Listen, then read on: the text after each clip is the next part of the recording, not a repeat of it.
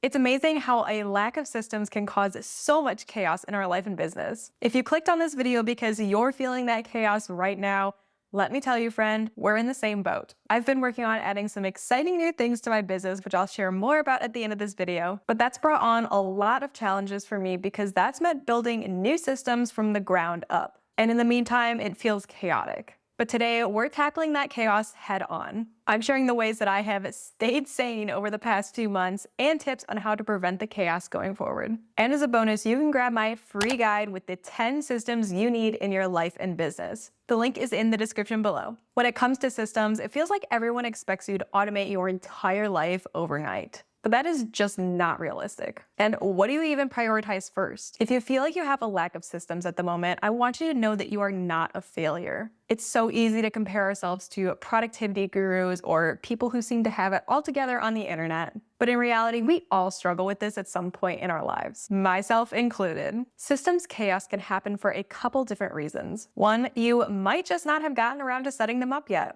And that's totally okay, but we're gonna change that going forward. Two, you're experiencing a big life transition or a transition in your business. Or three, you're adding something brand new to your lineup. Whether you need to create systems for your business, for tracking your classes at school, or streamlining your job, the first place I always encourage you to start is with your personal systems. In my opinion, your personal systems are the most important because it's so easy to get caught up in our work or our business that we forget to take care of ourselves on a personal level. And that is not why we started our businesses in the first place. Whether it's implementing a weekly reset process, creating a better system for task management, or just making sure that our meals get planned each week, we absolutely have to prioritize these personal areas of our life before we can even think about our business systems. Trust me, you're not going to be at your best when you're hangry because you don't have any food. Not that I'm speaking from experience. The reason I've been able to pour so heavily into my business recently is, well, because I have an amazing husband, but also because I have my personal systems set in place. I'm not guessing what housework needs to be done, and I can meal plan in less than 5 minutes.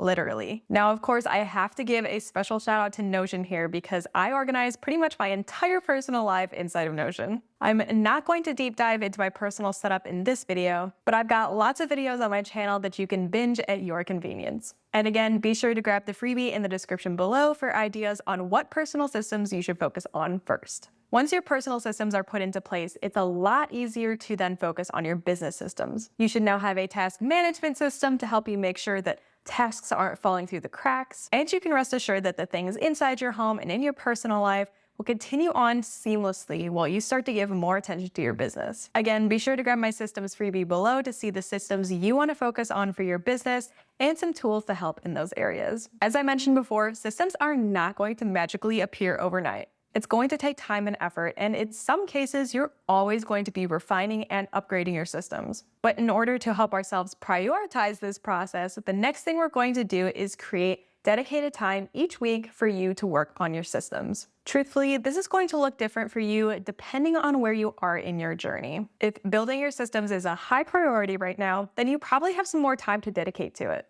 But if it's more on the back burner and you're busy with 20 million other things right now, I want to challenge you to set aside at least 1 hour each week to make some progress on your systems. Personally, my Tuesday and Thursday afternoons are my dedicated system times. But in the future, when my systems are, we'll say, to my liking, I might move that to an hour on Friday mornings just so I can make sure that I'm maintaining my systems or allowing for subtle upgrades as I go. Now, this process is great if you're just starting out with your systems or experiencing a big transition that feels like starting over. But what if you're going to add something new and want to reduce the overwhelm in the future? My first tip is to plan ahead when possible. Sometimes we don't always have that luxury, and I completely understand that. But when you can, you should. I've had many times where I thought I could implement brand new, big ideas in a short amount of time, and all it did was cause me stress and headache. The best thing you can do is look ahead, see where you want to be going, and start planning your systems before you even need them. Then, when it's time,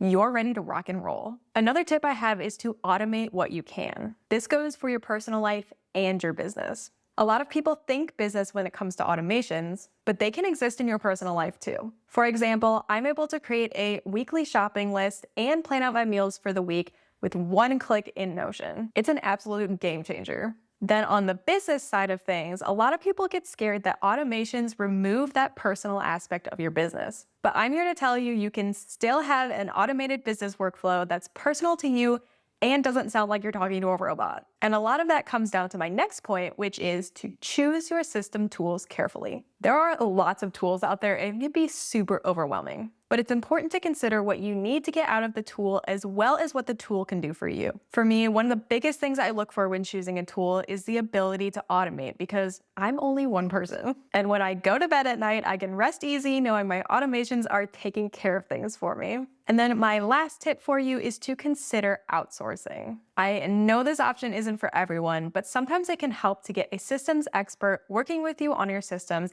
and helping you build them out so that you're not stressing over it. Which brings me to my very exciting announcement. I am now accepting clients for custom Notion builds. If you're struggling to learn Notion and build a space that's customized to your life and business, I'm here to help. Recently, I had the honor of doing exactly that for someone who I personally admire quite a bit in the systems world. She experienced a huge shift in her business, which meant completely revamping her business model. And this also meant that she had to build her systems from the ground up again. She knew she wanted to use Notion going forward, but also knew it was not her area of expertise. So I jumped in to create a custom build for her life and business that's going to help her move forward into the next stage of her career. I've got a blog post dedicated to her story and her Notion build that I'll leave for you down in the description below so you can check it out. I truly wonder how many times I said systems in this video, so if you counted, let me know in the comments. If you're curious about the exact systems I use in my life and biz, I'm going to be sharing more of the business side of things very soon. But in the meantime, you can check out this video on my most recent Notion tour, highlighting exactly how I handle the personal side of things. I'll see you guys in the next one.